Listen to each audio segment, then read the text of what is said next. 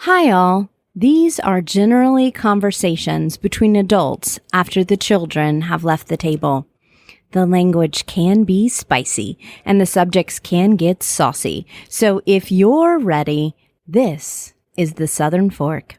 Unscripted kitchen chats and also studio chats with some of the most interesting voices in the culinary South.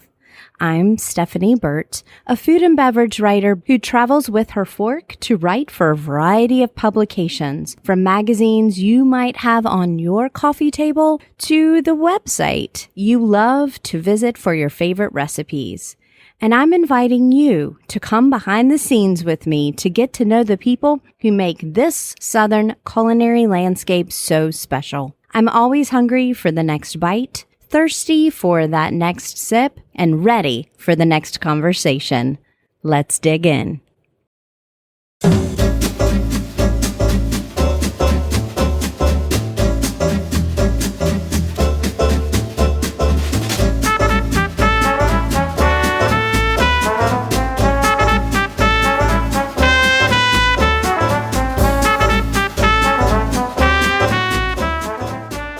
The Southern Fork is presented by Townsend Automotive in Tuscaloosa, Alabama. Well, it's beach season, shrimp season, farm stand season, and ice cream season, and so you know what that means. It's road trip season. I'm out on the road sharing good eats and drinks and introducing you to the people behind them. So if you're inspired to get out here too, but your vehicle is less than inspiring, please consider purchasing your next road trip ride from Townsend Automotive. Celebrating 49 years serving West Alabama, this company has been extending its reach so that you don't even have to be in the Tuscaloosa area to purchase a car from them. Nationwide vehicle delivery service is available for Southern Fork listeners, and it's something that makes buying just the right new or certified pre-owned vehicle even easier. Visit townsendhonda.com for current inventory, or, of course, if you're in West Alabama, stop in.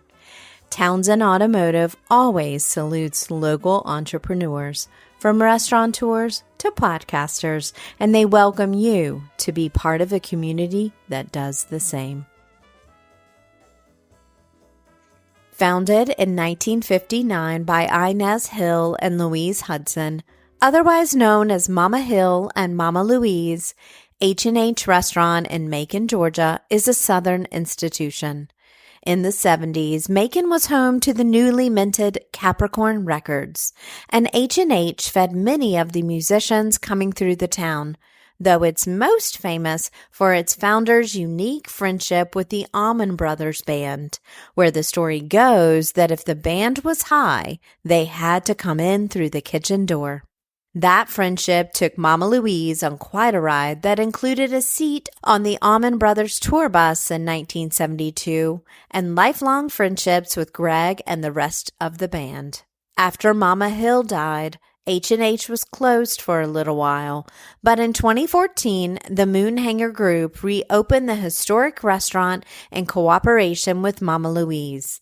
And soon after, Tangie Myers and Kayla Price joined the restaurant to keep its legacy alive with crispy fried chicken, fluffy biscuits, and all the collards they could cook. H&H was named one of the top 5 meat and 3 joints by the Wall Street Journal in 2016.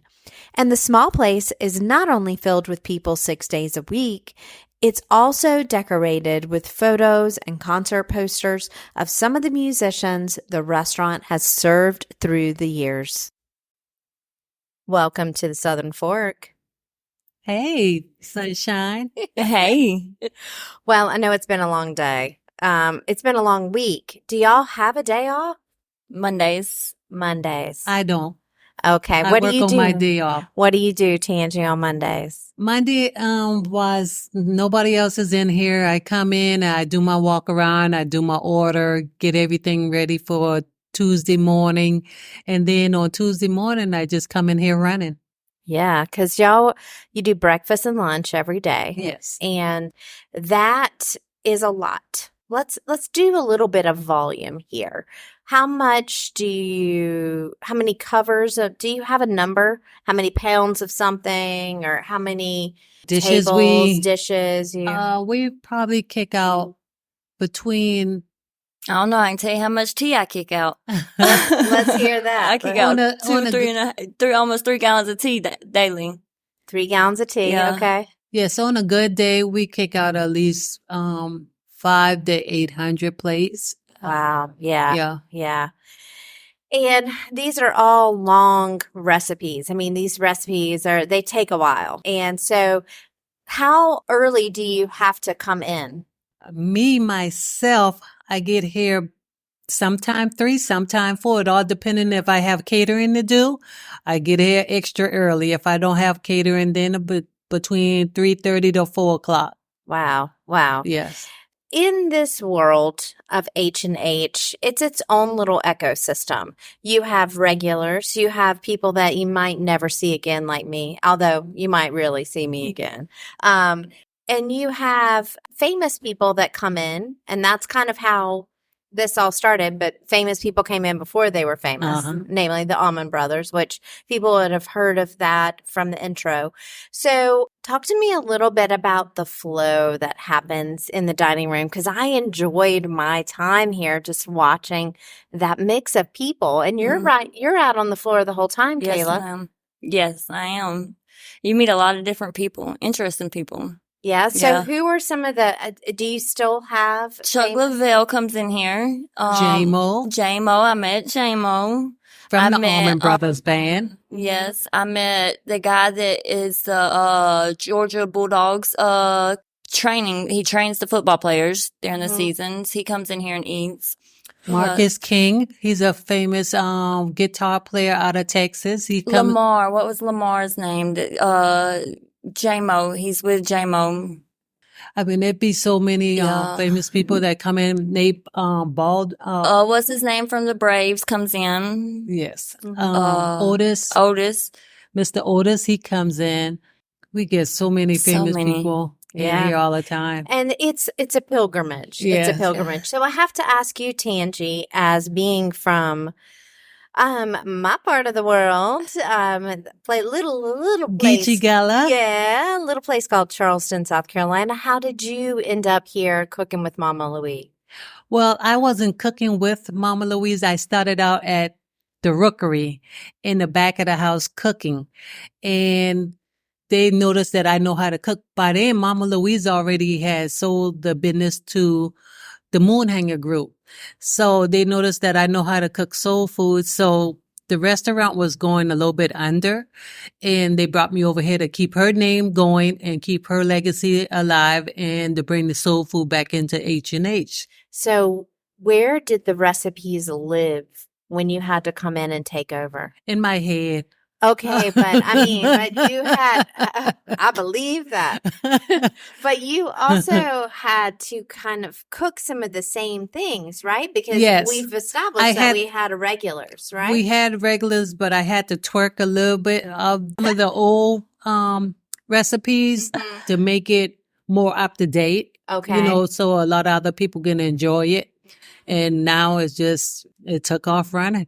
So what was the thing that you had to get right for H&H? What was the hardest thing that you had to make sure that you had right? The collard green, sugar. So let's talk. I did not have the collard greens. I had the okra, which I want to talk about. But talk about the collard greens. You have a little pork in there? Yes, I have ham hock. Yes. I'm not going to give you all my recipes, but yes, we do cook with ham hock. We do cook with a lot of fat stuff, but we also have vegetarian places as well that they can eat also that it don't have no pork or anything in it. So how did you learn to cook? Who taught you? When I was 13 years old, my stepmother, she taught us how to cook. We had to learn how to cook before we went outside and play. So she made us stay in the kitchen with her. And what was the thing that you... Cleaning collard greens. She used to bake cakes. We used to have to clean. Did you have to crack the beans? Yes, we had to shuck the peas. We had to clean chitlins. A lot of people might not know about chitlins. So it's a lot of things that she taught us that we had to learn. Clean fish, like scale the fish, gut the fish, all that. Clean the chicken, bring the chicken neck. I mean, I can go on and on. So, Kayla, how did you end up here? From the rookery. I started at the rookery. Okay. And I was at the rookery for a year, and Miss Tangie come and pulled me from the rookery and got me over here as a host. I was only supposed to be here on Saturday and Sunday. But it stuck. What do you love about it? The atmosphere. Yeah. It's a really good atmosphere It's from your a customers and family-oriented atmosphere. the people you work with. It's really a good atmosphere. You become a family with them, and well, you would at 800 plates. Yeah. We get our regulars every day, and then we get our regulars on the weekends that come during the week sometime. But we even got the our customers though are like it's like you can feel the love in the air. You can. Yeah, everybody gets along. Everybody because I just smiling. had a baby, and when I tell you half of her stuff come from every one of my customers from H&H. Mm-hmm. Yes. Yeah, you just feel the love in the air when you come through the doors. So. And it's everybody. It's business people. It's workers. Saw that. And that's my son. He's over here making silent commentary. You come on now. You got to say hey on the mic. Come on. Hey, how you doing? Tell me your name. Tell me your name. Terrence Myers. I'm the son of Miss Tangie. Don't make me break my concentration now. So this is such a legacy, and it is really something that Macon is very, very proud of. And Mama Hill and Mama Louise just passed away last November. So how do you consider her legacy? It's an honor and privilege to keep her legacy going. Her daughter, Lucy, me and her got real tight before Mama Louise had passed. And all the way up until a month before she died, she was still getting fried chicken, collard greens, mashed potato, and fried okra to eat on from H&H. Oh, yeah. Yeah. So you see how deep it runs. She still was eating H&H food.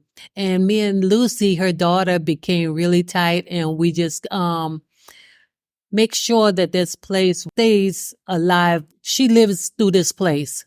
So it is an honor. I'm getting goosebumps now, just always talking about Mama Louise. Well, I think that was close to my order. So I had fried chicken, fried okra, squash casserole, and rice and gravy.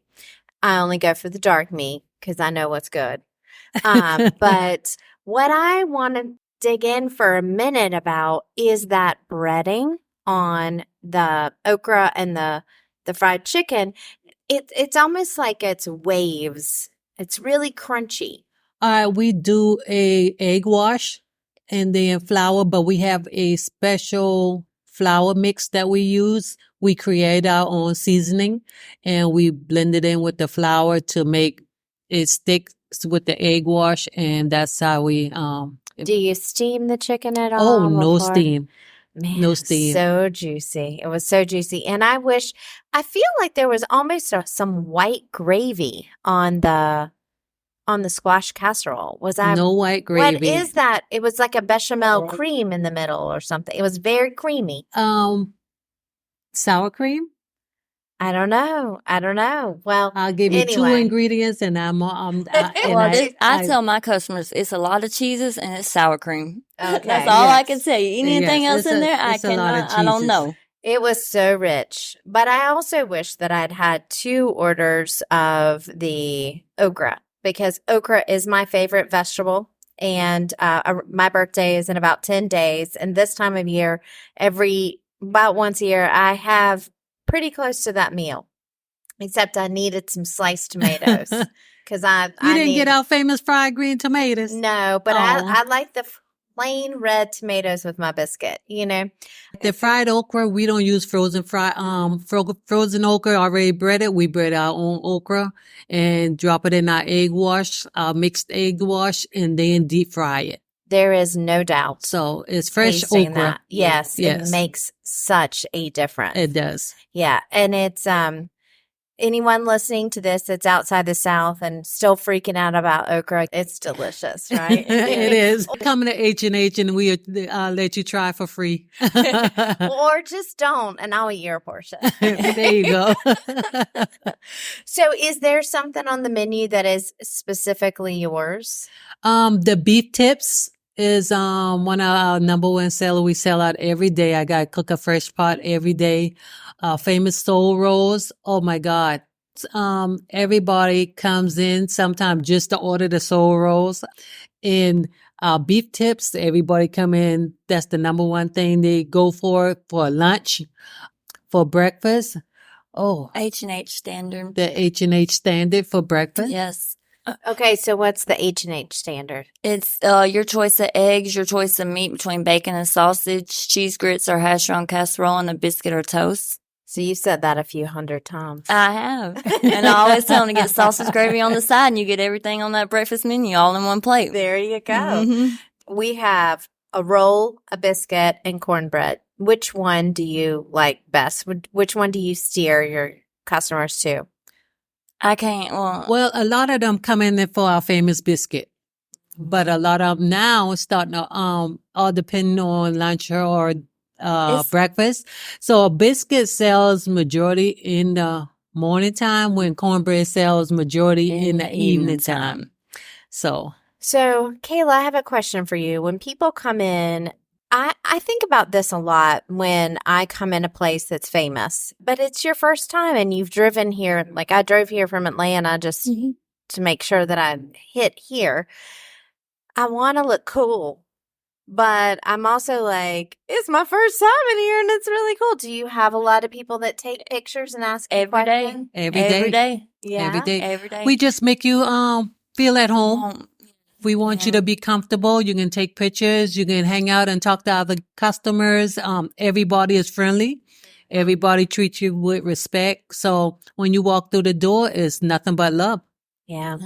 So Tangie, I have kind of a deeper question for you. Go for As it. somebody who is a chef in an iconic restaurant, but also really major living in restaurants, right? Mhm. So why do you think restaurants are important? You have so many regulars and you have so many people who love this place and didn't want it to go away. This place brings people together, because when Mama Louise started out, she started out with love. That's how she got her name Mama, because of the Allman Brothers. So this was built on love. So anytime you walk through this door, it's nothing but love in the air. My weakness is homeless people. I got a passion for feeding the homeless. And Mama Louise had that same passion. Me and her got the same connections in some type of way. Like if you don't have the money, you're going to get a meal regardless of what it is. You're going to get a stomach full before you walk out that door. You don't have to pay back. Just spread the love and keep it pushing. Mm-hmm. That's all. Yeah. Yeah. So Yeah. I think this whole restaurant's about homeless though, because you got customers that come in here, regulars that'll give, and be like, here, this goes towards the homeless plates that yeah, they just all come together for them. because that's what Mama Louise built. Mm-hmm. Again, that always been my passion, to feed the homeless. So for me to walk in under her footsteps and following in her footsteps and knowing that she's smiling down and proud of what I'm doing to keep her legacy going and to feed the homeless and stuff, that's all that matters to me. Yeah. I'm happy. Yeah. And tired. I don't know about tired. She had 2 days off and she was miserable. Let me tell you, it's like I wake up early in the morning, but I go to bed early. So I get my energy back and I'm just running. You are. And you yesterday saying hey to everybody. People want to come up and visit, and you've got the to-goes and you've got people coming in. It really does feel like love. It Yeah. really, really does. So I have to ask you, you've righted this ship. It was rocky there for a Yes. bit. But I mean, there were people waiting on my table when I left yesterday at 1:30. So it was ready, people ready to go. What is making you hungry? What are you thinking about now for this business? You have dreams for this place? My dreams are to take it to the next level. I'm not talking about expanding because we like the comfort it has, the warmth it has in here, the intimacy it has in here, this small building. So the next level is just offer them different food to feed their soul. That's all. What about you, Kayla? I think mine would be to keep the legacy going on. I think Yeah. that would keep her daughter that was there with her from the beginning to the end. That's what would keep her, because it's hard for her daughter to come in right here, right now, because it's so, like, her spirit's still in here, it's still Mama Louise, and just to keep that going in her name. Yeah. Yeah. And that is important. Stories like that are Mhm. important, Yes. So, I have to ask, what is one aspect of your job that meshes with an aspect of your personality besides that energy that you're able to get back? Oh, whenever I feed somebody and they smile and they enjoy it, that make me happy. I think she's got a passion for cooking. I do. I love She cooking. might not say it, and we might hear it sometimes, but at the end of the day, she's got a passion for cooking. I love Yeah. cooking. And what makes me happy is to see you happy when you eating my food. Did you see me happy yesterday? I see everybody happy. I see everybody happy. I didn't have my Kleenex out, but I could have. It was that good. So good. And Thank I think that is important. So is there anything keeping you up at night? Quick fire. Worrying about what I'm going to cook the next day. Making sure that this business runs smoothly. Mm-hmm. But majority of the time, it don't keep me up at night. Once I hit that bed, that's it. I'm out. That's great. And then I'm back up at 2-something in the morning. My body is on its own timer. Yeah, it is. It is. And that's awesome. Now, we've talked a lot about the food that we all get to enjoy from you. So today I want people to get to know you two a little bit through some of the foods that you enjoy. So instead of a death row meal, because I don't believe in the death penalty, I want to bring you a picnic basket full of things that bring you life. So since you work together, I want you to build a basket together. It doesn't have to match like a picnic. It can be some of your favorite things. So with this basket, I can time travel. I can go back and ask anybody to make one more bite of something you'd like. I can cook a little bit and I can source for you. So what can I put in that basket? Seafood, honey. I'm from the low country and I love my shrimp. I love my blue crabs and I love my crab boil. So anything that got to do with seafood, honey, and Chinese food, this is your girl right here. Seafood, blue crab. Now, do you want me to Yes. pick that blue crab? Oh, no, make honey. devil crab? No. You want a crab No. crack? I crack it myself. I crack it alive, if I want to make garlic crab, and then if I want the crab boil, because it's meat inside that crab shell. Honey, I eat it all. I love it. That's hard for me. I'm greedy. She's greedy. I She want more to take greedier a- than me. I want to take all the picnic baskets. My favorite thing is probably neck bones and oxtail. If it's cooked right, I can. Yeah. When she was pregnant, she was eating all my collard greens. Yes. Now, when I was pregnant, you couldn't stop me from eating a piece of fried whitening and collard greens and hot sauce. That every day. Yeah. Every day. That was your craving. When I had 2 days off, and I took 2 big containers of collard greens home with me and ate them. Good. You had a lot of iron Yes, for sure, I right? did. You had a lot The of iron was good. But, yes. Well, that's a proper Southern picnic basket Yeah. right there. Now, do you eat your oxtail over rice? Yes. Yeah. I'll eat my oxtail over anything. Yes. I will eat it over Great. anything. Yes. Well, if you want to learn more about H&H, you know where to go. Go to thesouthernfork.com. I'm going to have links there as well as images so you can see the faces behind these voices.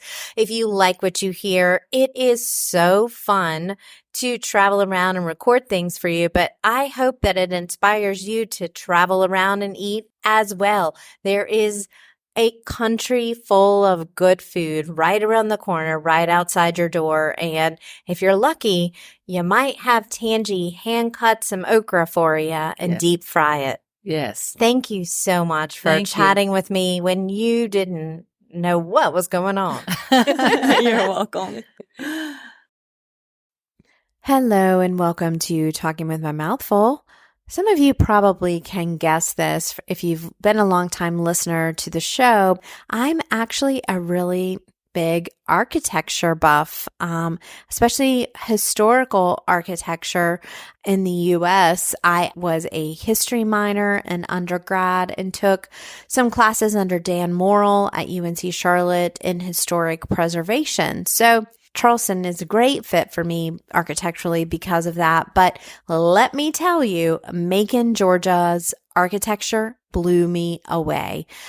There are more than 6,000 buildings listed on the National Register of Historic Places in Macon, Georgia, 14 historic districts, and it is just full of these huge mansions downtown, right outside of the downtown business district. And the downtown business district is a super intact early 20th century commercial business district. So if you're like me and you're driving through a lot of these southern towns, you might see a main street or two, but Macon, Georgia has such a beautiful, intact downtown that it's used often for movie sets. So if you think about city architecture from 1890s to the 1960s, that's really what Macon has, with a really cool, like, theater. There is, that five and dime kind of architecture, and it's not abandoned buildings. They very much are in use. There's a vibrant downtown, and I went to like a used bookstore that had a lot of cats in it. I don't know why I felt like I had to tell you that, but it was a lot of cats. I just kept seeing, cats coming around the corner. Maybe not a lot, but it was multiple cats in a very small space. Just mom and pop businesses like used bookstores, restaurants, commercial businesses, some law offices, all of those kinds of things. So if you're an architecture fan, I definitely would put Macon, Georgia on your radar. It's one of the towns in the South that has so many historic buildings because General Sherman negotiated to not burn Macon, Georgia. So there are a lot of antebellum structures still in existence in that part of the country.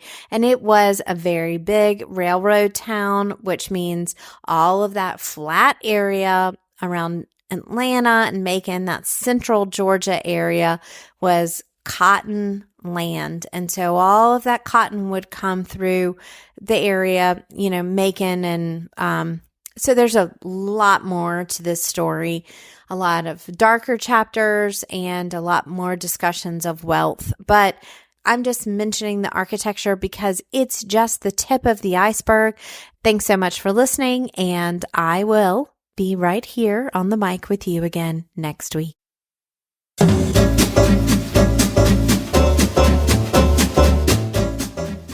You've been listening to The Southern Fork. I can't wait to bring you more culinary conversations, but in the meantime, I have one question. Are you gonna eat all that?